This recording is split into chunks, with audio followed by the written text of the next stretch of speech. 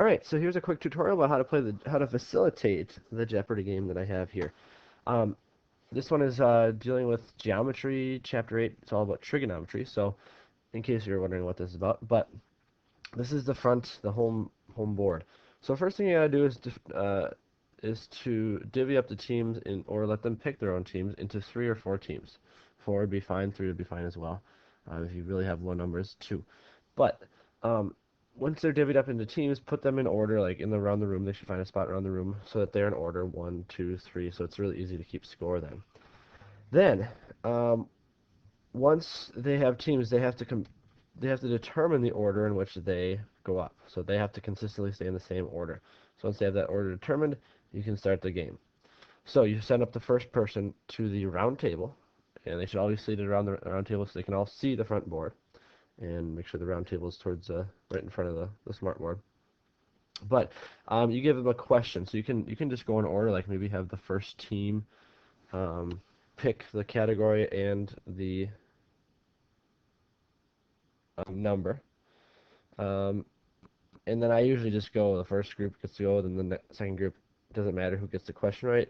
Yeah, then every team, every member gets the chance to pick the category and number. Or you can do it so that whichever team got it, then for the next problem, that team gets to pick again.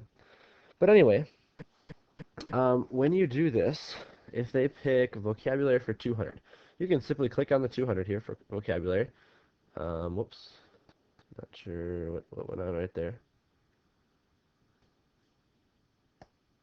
So I clicked on it, and you get the question. Vocabulary for 200. The longest side of a right triangle is, and in order for them to answer, here's what we do since we don't have buzzers. They have to both hit the table and say math at the same time. The first person, you gotta keep watch. The first person to hit the table and say math gets to answer the question. Now here's the other twist. They can't hit the table and say math until you put your thumb up. So sometimes if you want to just read through the problem, then put your thumb up, then they have a chance to um, do it.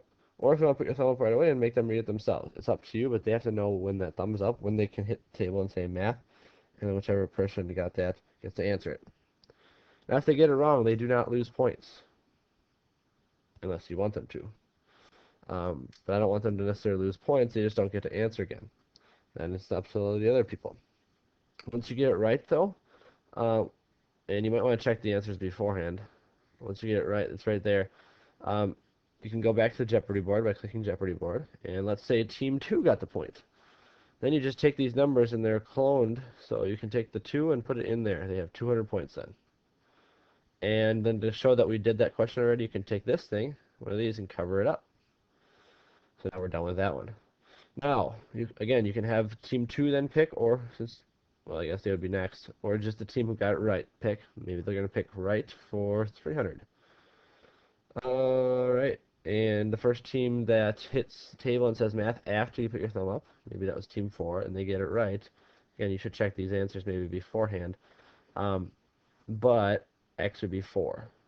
So they get it right, go to X is 4. That was right for 300. We're going to cover that up and give Team 3 300 points. We're going to put the 3 into the 100 spot.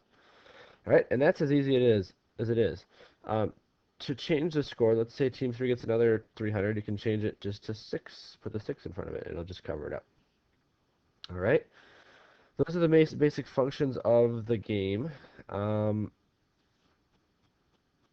Let's see here. One other rule that I always enforce is if there's too much talking when you're not up at the round circle, that team loses 100 points.